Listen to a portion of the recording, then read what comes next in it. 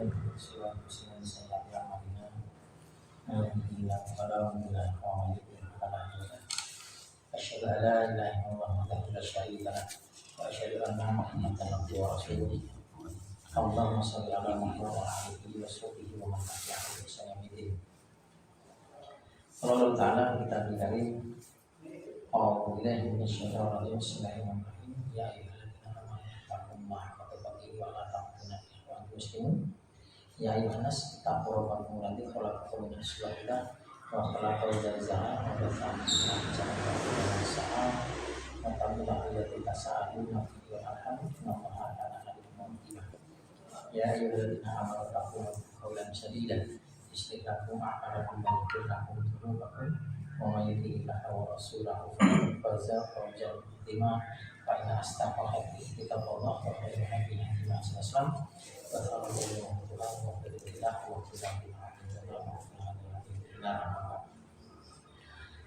Alhamdulillahirrahmanirrahim. Kita mulai dengan kita seperti biasa panjatkan puji syukur untuk masyarakat Allah Subhanahu wa Ta'ala. Mudah-mudahan Allah selalu melimpahkan nikmat sehat, kecenderungan dan kita sebabkan dalam keadaan iman serta yang berjamaah. Selanjutnya kita sampai pada hadis yang 1532, yaitu hadis yang diriwayatkan oleh Aisyah, hadis yang dikeluarkan oleh Imam Bukhari dari Aisyah. An Aisyah Aisyah radhiyallahu anha qala Rasulullah sallallahu alaihi wasallam la tasubul amwat fa innahum qad afdu ila ma qaddamu akhrajahul Bukhari. Yaitu Rasulullah bersabda, latasabu, janganlah kamu memaki al-amwat, orang-orang yang sudah mati.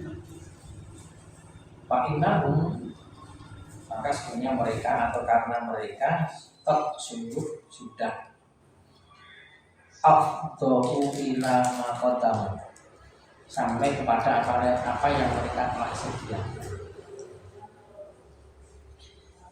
Matian dan cecaan kamu tidak bisa mengubah keadaan mereka, karena mereka telah sampai kepada tempat menunggu balasan bagi amal-amal baik atau jahat yang mereka telah kerjakan.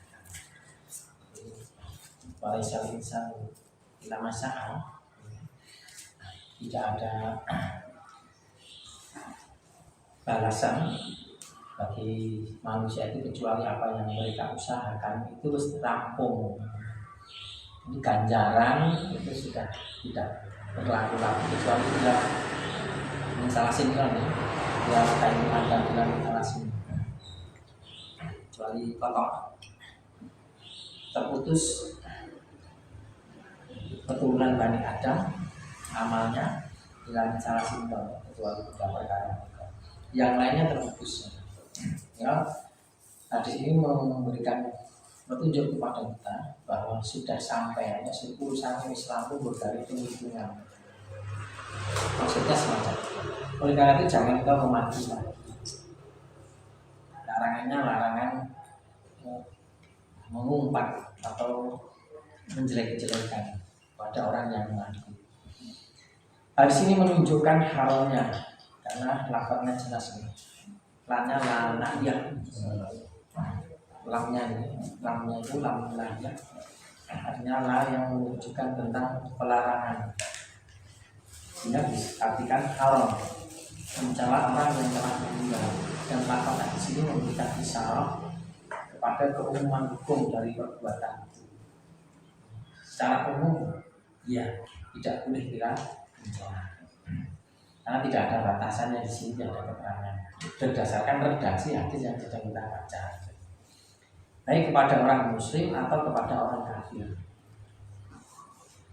Adapun hikmah dari pelarangan ini adalah dijelaskan di dalam lanjutan hadis tersebut, yaitu karena sesungguhnya mereka telah mendapatkan hasil dari apa yang telah mereka kerjakan, baik pekerjaan itu berupa amal saleh atau amal sebaliknya. Pencela adalah orang yang telah meninggal dan menyebut kesalahan mereka tidaklah memberi manfaat apa-apa, Sehingga wajar kalau ini tidak dibatasi mukmin atau musyrik atau kafir, karena sudah tidak berpengaruh, tidak berlaku lagi hukum kita, maka tidak. Maka wajar kalau pemahaman ini tidak dibatasi. Jadi semua larangan itu semua orang yang gunanya. Bahkan hal itu dapat menyakitkan karib kerabatnya. Nah, sini yang pertimbangannya adalah menyakitkan kerabatnya, tinggal mayatnya sendiri sudah tidak ada pengaruhnya sekali. Nah, kepada kaum kerabatnya di sinilah yang menjadi titik masalah tentang pengharamannya tadi.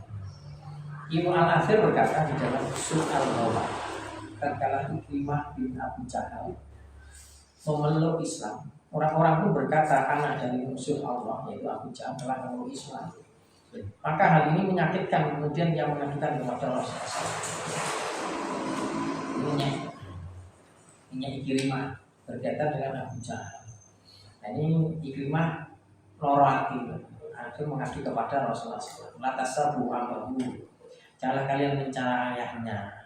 Fa'inna sabah, karena sesungguhnya mencela al-maid, yaitu orang yang sudah mati, mayit, yu'til hayy, ia dapat menyakitkan keluarga yang al-hayy, yang masih hidup. Nah, di sini yang memberikan keterangan kepada kita tentang dampaknya. Jadi pengharaman itu kadang-kadang tidak diberlakukan kepada materi tentang pengharaman, tapi pengharaman itu adalah pada dampaknya atau akibatnya. Dan masalah dampak dan akibat ini pasti nanti akan ada banyak perbedaan pendapat nih. Karena dampak itu belum pasti juga kan, nanti bisa juga seperti ini.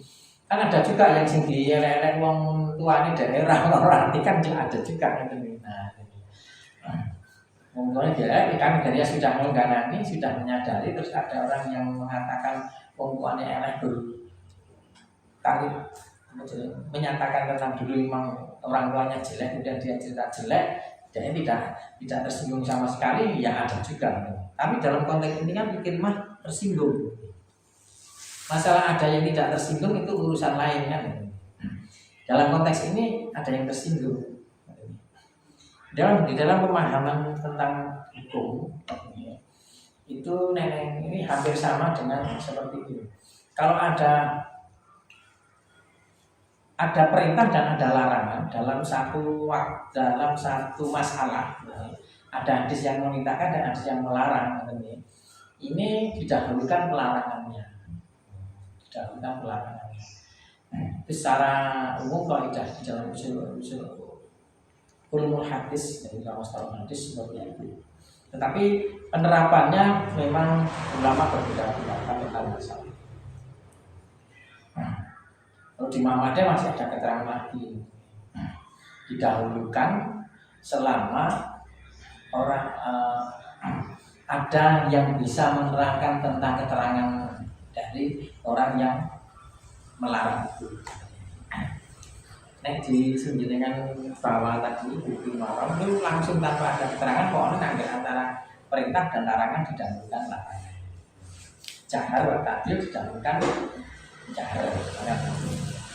Ini ada yang tersinggung, ada yang tidak tersinggung, maka didahulukan yang tersinggung. Nah, ini gimana yang tersinggung?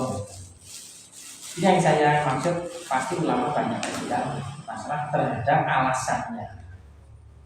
Kalau pelarangannya jelas kalimatnya di sini ya. Latasabu jelas tentang pelarangannya.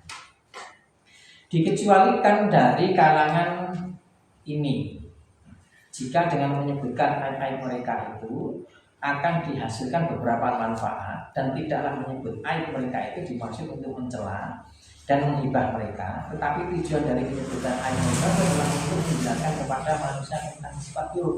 Ini mau satu pelanggar ini. Ada yang tidak tersinggung juga dari orang yang telah meninggal itu, dan memperingati mereka agar berhati-hati dari sifat serta pemikiran buruk dari orang-orang tersebut. Contoh dari hal ini adalah menyebutkan kesalahan atau kelemahan dari perawi hadis. Contoh ilmu hadis. Ilmu hadis kan ketika kita bicara tentang diriwayatkan, berkaitan dengan diriwayatkan itu ilmu hadis berkaitan dengan sanad yang fokus pada pianinya, pribadinya, orangnya, rawinya yang meriwayatkan. Artinya kualitas tentang ketakwaannya. Di sana kan tadi disebut penipu atau dia adalah kurang hafalnya atau sakit jiwa. Artinya hal-hal yang negatif harus disebut. Dalam kajian itu loh, kalau kita mau mengkaji. Apakah dia pelupa, apakah dia adalah orang yang pemarah, itu disebut semua. Atau dia adalah tidak penipu tapi kadang-kadang menipu atau tidak dengan kadang-kadang, atau dia pernah menipu. Itu yang ilmu mustalahul hadis berkaitan dengan rawi itu dibahas. Artinya itu dibahas dan dijadikan untuk mempertimbangkan antara ini sahih atau tidak sahih. Itu perdebatannya kalau di majelis itu ya dia tidak dalam rangka seperti majelis berkaitan dengan takrib hadis, tapi seorang ulama hadis mentakrib sendiri, yaitu dia hanya menimbang-nimbang terhadap pikirannya sendiri. Tapi kalau di Muhammadiyah itu misalkan majelis banyak orang ahli hadis membicarakan masalah itu, pasti perdebatannya ada, perbedaan pendapat ada untuk menilai seseorang itu diterima atau tidak untuk meriwayatkan hadis. Nah, akhirnya ilmu jahar wal ta'dil dipraktek. Nah, ilmu jahar wal ta'dil itu berkaitan dengan diterima atau tidak keadilannya, atau dijahar atau ditinggalkan. Jahar wal ta'dil di sana pasti menerangkan tentang kepribadian orang. Pasti membicarakan tentang kepribadian rawi di sini. Nah, kepribadian ini kan baik buruknya pasti ditimbang. Nah, bicara tentang semacam itu kan kadang-kadang ini bicara, pikir anak ini bikin orang, mungkin anaknya terpengaruh, anak apa dia yang nakal, bukan ruang. Wah, ya itu jangan sah nyandai pikirannya, dia kan tidak berhak. Itu saja masalahnya. Komputer agama ini banyak sekarang, sekolah-sekolah agama banyak. Tapi ketika orang ini tidak mendapatkan legitimasi untuk mendapatkan kewenangan untuk berfatwa, ya tidak boleh berfatwa, sana dan pinter. Jadi masalah fatwa itu selain daripada kompartemen, kapasitas, capability, juga legitimasi, gitu kan, penting. Gitu. Jadi legitimasi itu wajib malah, ya sehingga coba kalau tidak ada legitimasi, maka kabeh wong bisa berfatwa, mergo wong pinter kan, wah kacau. Nah, syarat legitimasi ini termasuk menjadi syarat orang untuk berfatwa, termasuk di ilmu hadis tadi. Ya, ini pinter-pinter ayat itu. Saya menyampaikan di sini hanya untuk sekedar wacana nih, tapi ayat itu ahli hadis itu ngerti. Nek maca buku atau mendengar keterangan dari orang itu pernah tahu lah ilmunya. Jadi ayat itu bisa menimbang-nimbang kita aku cocok sih ini bapak ilmu ini kayak begini kok kayak malah ngotot kan, itu saya timbangin. Jadi wacananya jadi luas gitu, hanya untuk meluas wacana saja, tidak digunakan dalam rangka untuk istimbang karena kita tidak punya kewenangan. Demikian juga hal ini, hal itu tidak termasuk mencela. Atau nek awake bicara tentang hibah, koyo ini tidak termasuk hibah. Bicara kejelekan seseorang dalam rangka untuk mendapatkan manfaat yang lebih besar, itu tidak. Di kasus hukum juga demikian. Lapor kriminalisasi berkaitan dengan kepolisian itu tidak hibah. Polisi minta keterangan yang jelas misalkan, dan itu tidak termasuk hibah. Atau tidak semacam itulah awal ide dari penengah. Ini kan kasus tapi tidak dibawa ke ranah hukum tapi ranah kekeluargaan, aja dari penengah. Yo bicara tentang mau kok ini, enggak gini, ya sudah, ini awalnya dia bisa menjadi moderator, jangan sampai ketika dia gini malah muncul belum nek kalau ini hanya sekedar memberi keterangan saja, lah kok yo kono yo gini, ini tidak termasuk hibah, tidak termasuk mencela, berarti tidak termasuk mencela. Laporan, saksi, terus kepentingan kebenaran yang besar ini hadis. Terus kemudian minta saran, oh iya, kamu dari saran kalau gue.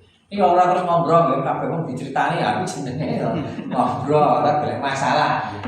Golek saran iki kudune karo wong sing patut karo sing bisa. Ora saran kabeh dijaluki saran iki ceritane arep nyritake kancane elek, ora golek saran kan gitu. Jangan saya kira wong begini saran. Ya kembali ke niatnya masing-masing, ke kejujuran hatinya masing-masing. Boleh ada minta saran, cerita di masalah kalau Wah, mbak ibu dhewe, wah mbak ibu gini-gini ya ora apa-apa niku. Jenenge kita salah. Lu juga sebenarnya gerak ngelen mbak ini, kamu boleh sarana kan? Alibi juga, alibi. Kata dia, jadi tidak termasuk mencela, tidak termasuk mencela. 4. Imam An-Nawawi berkata, ketahuilah bahwa ghibah itu dibenarkan pada kondisi-kondisi yang diizinkan oleh syariat. Ya wow, simpul satu kriteria syariat apa yang sudah kita sampaikan tadi, kesaksian, untuk ilmu yang bermanfaat, hadis, minta saran, ya, itu yang disyaratkan oleh syariat. Dan tidak mungkin untuk mencapai tujuan syari tersebut kecuali dengan melakukan ghibah. Artinya melakukan ghibah, melakukan apa ini, menceritakan kejelekan seseorang. Menceritakan kejelekan seseorang yang asli itu kan ghibah. Nah, orang asli kan jadi fitnah. Real, nyata.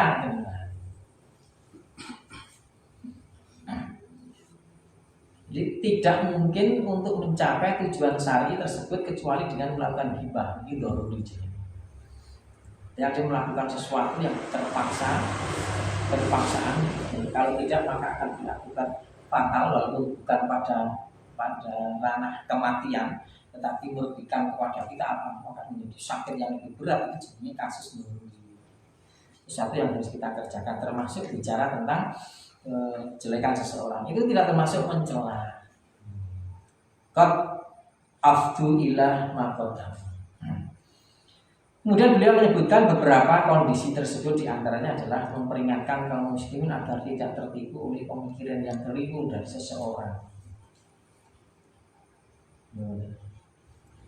Dalam surat Al-An'am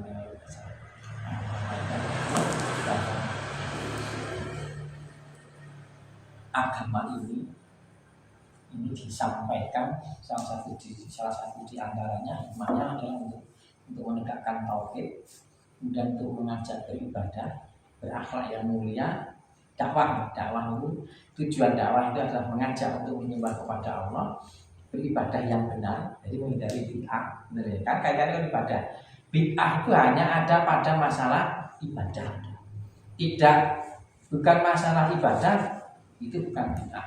Nek kon Muhammadiyah, bid'ah itu ada masalah agama. Masalah agama itu dalam kurung nek kon Muhammadiyah ya ibadah yang mau diterangkan. Terus mengajak akhlak yang baik. 4. 5. Menghindari fitnah dan isi marai rame itu nih, menghindari fitnah. Ketika ada sebuah kesalahan, ada ngiling, waduh susah. Kayak nih kalau masjid kelas ini guru rambut nih, bermasalah adan, cadurnya adan nenek moconan Al-Quran itu, wah nenek sana kira rambut. Si ngiling ke rumah sana belum manut sunnah kan, barakan orang nenek mocon Al-Quran. Kencang wah kan Muhammadiyah banget kan gitu nih. Kanggo nikoro kan gitu. Padahal kalau kasus-kasus semacam itu kan penyelesaiannya tidak mesti harus kowe ora oleh kan nek Muhammadiyah tenanan. Nek mau Muhammadiyah banget kesemangatan dengan Muhammadiyah, nek paham Muhammadiyah kan carane ngilinge orang kuwi mau. Orang elek-elek dan sebagainya langsung dihentikan, langsung dicanda, tidak begitu, tetap harus ada penyampaian tentang ilmu gitu nih. Di samping tentang ilmu kita juga harus tahu tentang masalah skup masalah agama itu sendiri. Kalau kita itu hanya sekedar itu adalah memang ranahnya, ternyata masalah itu bukan masalah yang krusial dan itu adalah masalah khilafiyah saja. Lah kenapa harus menjadi pertentangan? Dicek dulu ini masalah benar luput apa masalah khilafiyah atau masalah kejahilan, kurang pahaman kan lho. Tetap harus bijaksana ini, tetap harus nek Muhammadiyah tenan mesti harus bijaksana. Nek Muhammadiyah banget ya langsung cukup mikir. Nah, ini Muhammadiyah banget jadi. Nanti ada paham malahan kan nanti berbaton Muhammadiyah kan. Muhammadiyah tenan tetap harus bijaksana. Harus bijaksana. Mengubah seseorang untuk menuju kepada keyakinan yang benar itu tidak ada batasannya. Itu akan dari pinter kok. Kayak dia, nanti dia sadar dengan seikhlas-ikhlasnya. Betul. Orang peng telu tak bulan-bulan itu was. Saya nggak salah barang wis peng telu kok batasi sapa. Ngandani peng telu kudu berubah eling sing batas. Peng telu iso gak peng telu barang iki. Salah. Kalau sesuai dengan kenyataan tidak termasuk hibah. Dengan pun tidak yang termasuk di sini nih. Pincang, ini wong pincang tidak ada yang bilang Agus pincang itu tidak termasuk hibah. Tapi kalau orang jenengan jenengah iya jeneng ngomong Agus pincang jadi gibah tapi ra rela. Normatif kasus itu bukan termasuk gibah. Ngomong Agus kriting ngono ya ora masalah. Agus kritingnya itu mesti Agus kriting. Oh kriting padahal lurus. Dan mulai jenenge budi citeng. Ra masalah ngoten memang citeng. Ya. Tapi ketika orang itu terima dengan sebutan jilideng, baru kita mengatakan jilideng kepada seseorang ini kita. Lakop itu sebutan.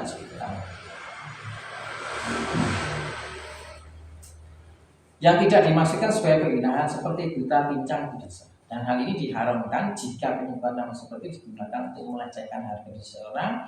Tetapi jika kemungkinan untuk memperkenalkan orang tersebut tanpa menggunakan lakop yang telah disebutkan misalnya itu jadi akan menjadi lebih baik.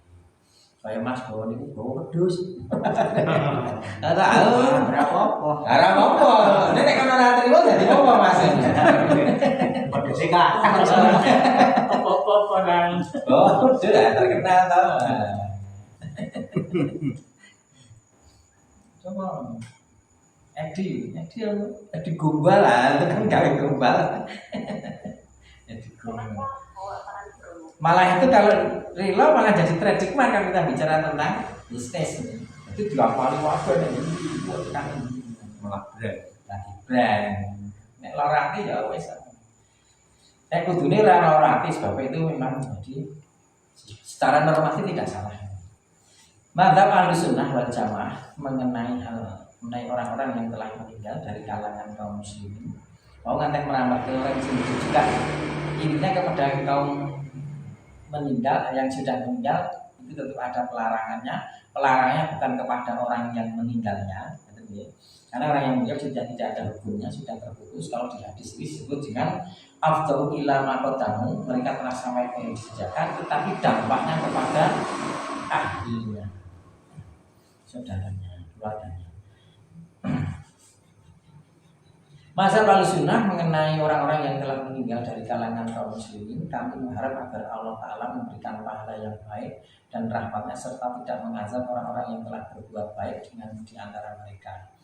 Dan mereka khawatir bahwa Allah Ta'ala akan menyiksa orang-orang muslim yang berbuat dosa disebabkan karena dosa-dosa kesalahannya tak tandai dalam hukum sebelum mendapatkan ampunan. Nah, mendapat ampunan orang mungkin dihukum Pak, atau mendapatkan dosanya dihapus kafarah, sudah ada penebusan dosa dengan kafarah, wis orangnya sudah. Tetapi mereka tidaklah mensaksikan menentukan bahwa orang tertentu akan masuk ke dalam surga atau neraka kecuali orang itu telah dipersaksikan disebutkan oleh Nabi Sallallahu Alaihi Wasallam. Kecuali bahasa saya kecuali mereka mendapatkan ampunan tidak akan disiksa. Kecuali yang disebut jahal. Kalau disebut itu kan hadis rokok, saat ini bulu-bulu ada yang rokok, ada yang nyebut rokok, yang rokok karena telah disebutkan kan. Diharamkan untuk berburuk sangka kepada seorang muslim yang baik. Berbeda dengan orang muslim yang terang-terangan melakukan perbuatan dosa, maka tidaklah mengapa untuk berburuk sangka kepadanya. Mau buruk sangka gibah mau. Jadi awalnya dewi itu diperintahkan untuk menutupi aib saudaranya, tidak untuk membuka aib saudaranya. Tapi kalau dia memang jahat, dia tetap ditutup. Berarti ada yang menutupi kejahatan, tidak. Menutupi kejahatan ini ada penyidikan. Ada penyidikan, ada yang ngapusi. Nah, ini jadinya menutupi apa jadinya menghalang-halangi penyidikan kan itu dilarang. Jadi harus ditutup aibnya karena tidak ada masalah. Kecuali memang orang itu adalah memang orang itu seperti itu.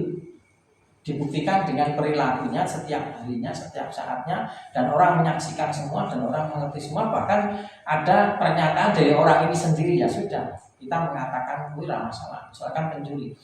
Artinya jangan kita mengatakan ketika ada saudara kita yang mencuri kita sebut pencuri, kecuali orang itu adalah memang pencuri.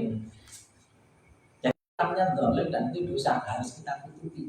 Kecuali memang orang itu adalah tabiatnya adalah pembohong dan dipersaksikan orang banyak, lebih-lebih jika dia mempersaksikan sendiri memang aku ngapusi dan sebagainya, ngapusi dan seterusnya, maka itu pembohong, maka kita sampaikan bahwa itu adalah pembohong. Ini maka hati-hati, karena kalau ada yang membuka maka sama saja kita akan memakai bangkai saudara kita, akhirnya kita akan disiksa oleh Allah Subhanahu wa Ta'ala. Dan kita kalau menutupi aib saudara kita, maka aib kita di akhirat juga ditutup. Artinya apa? Dosa kita akan diampuni oleh Allah Subhanahu wa Ta'ala. Dan dosanya orang yang membuka aib seseorang itu kan pada karo fitnah saudara kita. Itu sama juga dia memberikan fitnah, hibah dan seterusnya, sama dalam hukum. Itu apa? Hukumnya yang berlaku. Muflis kita bisa menjadi orang yang muflis, rugi. Aku juga karo Farid, terus aku hibah terus, bahkan samping sumite tak fitnah. Orang ngomong-ngomong coba tekan itu aku diulang-ulang saking anyelnya bahkan. Kudune berpisah tok ora diulang-ulang nganti kanca-kancane kabeh ngerti saking sumite. Akhirnya jajane wong ki ra ngono. Pola pikir kita jadi memikirkan wong kuwi ngoten niku niku nek ternyata orang, berarti kan kita mendolimi dengan cara menghina atau menggibah. Amal kita niku dosane awake dhewe dulu, tapi dosane dhewe. Sing wis tau dosane gibah niku.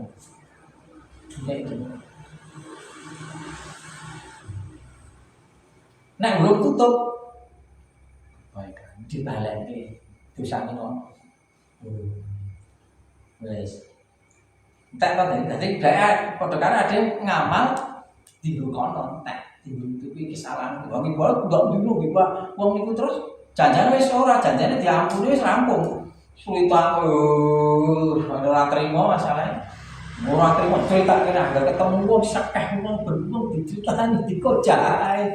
Dikok dijak kojang namane. Waduh, masyaallah.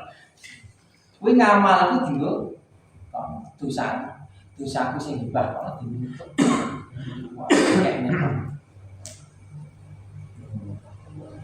Nek jek kurang dosane kono kayak gini. Lah kan laisa wala Allah ndak pertanyaan dipegang. Lah nek ngaten niku pripun terhadap orang muflis katanya wa salim sani ila masa'a kan ngoten. Kan tidak ada dosa. Kalau dosa wala salim sani ila masa'a niku nek dunya, Pak. Nek akhirat, lho kok bisa Pak? Lah di sini mau lah ngoten.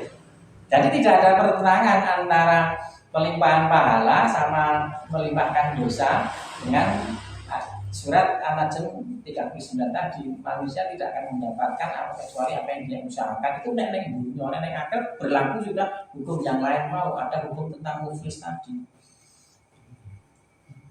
Makanya jangan nanti tekan nang akhirat nek ana perkara-perkara iki ndang didamai. Nek ana perkara-perkara ndang damai. Nek perintahane nggon Al-Qur'an kan kok asli bainahum kan. Langsung damaikan dia kan ngene. Nah, nek itu bahasa damaikan nek terhadap orang lain. Nek awake dhewe sing lakoni ndang awake dhewe iki damai. Wah, ku abot nek ngelingi muflis iki lho, Pak. Mulane ide iso mampu nek ngelingi ngoten iki nek go ngelingi harga diri ora rampung-rampung Pak. Samsaya ngelingi harga diri kuwatek kiamat. Wah ora apa-apa. Mun rokok yo ben ngono piye. Itu ngene wis harga diri lho. Wah ora moratis. Malah gilani to malah. Mun rokok yo ben malah ngono ae masyaallah. Ini awake dhewe beriman, kelingan muflis, kelingan rokok pasiksan, kelingan sing mati ngene iki wah wis mirip ngene iki. Akhirnya ada minta maaf. Kanthi ada nganti ora uwowo ngoten ora kuwi ngomong kesalahan wis pun dosaku wis sampun njaluk ngapura ya. Lah nek pun ngoten iki wae nek wong kuwi ora gelem kaya ngapura sing dosa malah sing menehi paman. Nek wis tulus lho. Kecuali wis yo dijane ra tulus wis yo aku tetep durung nol. Wah, harus ada ketulusan. Sering saya sampaikan kan teman, yang namanya akhlak mulia, amal soleh, akhlak yang baik itu dasarnya ketulusan Pak. Ini belajar ketulusannya itu udah tua sama lah kan. Udah sekarang gue berapa tahun ini lagi kita tua ngomong, ini lagi ngomong, gue urung lakoni, rekoso nih Pak. Apa nih hawa ide sing ora salah, orang sing salah kan mulai victim dia yang menyakiti, dia merasa yang tersakiti. Hawa ide kudu minta maaf padahal sing salah ngomong, walah wangi lah. Pengalaman ya. Wah, iya, wah, kan itu dilakoni Mas. Nah, iki lho. Wah, pahalane lumayan iki. Dan sing wis tua-tua tahu. Tahu lakoni kabeh ya umur ki mau sing marani. Jam terbang. Wah, nek ada wong kuwi kudu. Nek masalah dhewe tegas, masalah dhewe tegas harus tegas, Mas. Harus punya sikap. Jangan sampai tidak punya sikap. Nah, jenengan tidak punya sikap, tidak punya akhlak yang baik, akhirnya jenengan juga akan dibully terus. Jadinya sebenarnya masalah punya sikap dengan masalah memaafkan itu masalah berbeda. Sikap itu harus ada. Nah, itu harus bersikap. Jangan sampai tidak, ya wis aku memaafkan, ya semangat, tidak sisa. Tambah lorone mau. Ya Mas tambah lorone ini. Bersikap tetap bersikap, jangan tetap memaafkan lah. Ini latihan yang kedua. Nesu lah pokoknya aja emosi lah. Ini latihan dari saya ini. Bisa orang, ya bisa, nek kudu bisa mengarep bentuk keberitane Allah. Nek di masalah ya mati kongkar di masalah. Ikhlas diikhlaskan. Ya kan kudu ikhlas ke tembune wae. Wah kudu ikhlas ke. Ternyata di dalam agama kita tuh ada istilah diikhlas. Saya kira dipaksa karena keadaan oleh Allah Subhanahu Wa Taala. Gelem to, Pak? Iya, Karena keadaan arep saya kira sing larani ngono ku wong tuane dhewe, sing lara-lara ya sapa lho. Kudu diikhlas to. Apa sedulure awake dhewe? Wah, kudu diikhlas tenan. Loro lah. Kabeh dilakoni engko nek dilakoni ta Mas ngilang dhewe. Sing ngilangi Gusti Allah, rasane itu. Nah, ini percaya saja. Nek niate jenengan itu tulus, nyati menuju kebaikan, niku ilang dhewe. Kantek jenengan kanthi gumun, kok dadi reneng ya, kok iso ilang ya. Pak aku ora dirasa, lho ngono malah gumun karo awake dhewe. Itu tadi ketulusan dan berdoa. Rabbi auzina asqura mata kalatian antara wa ala hidayah wa amna sholitan tatuha wa asli hidayati ini arti Al-Ahqaf 15 semua. Itu makin terus pengen ada mampu nih. Agar mampu untuk hal-hal semacam ini memang orang gampang. Tapi masalah ya ini agama aja. Nek sholat hari ini sholatnya paling gampang. Orang yang mengganggu dari apa-apa berkarpe diri. Nek sholat yang diganggu lah. Ya itulah agama di perjuangan jihad nafsunya itu di sini. Inilah jihadnya yang terbesar. Bahkan Rasulullah mengatakan jihad ini yang terbesar daripada jihad. Dan karena nanti Allah yang menerangkan mengaku dan juga Waalaikumsalam. Alhamdulillah.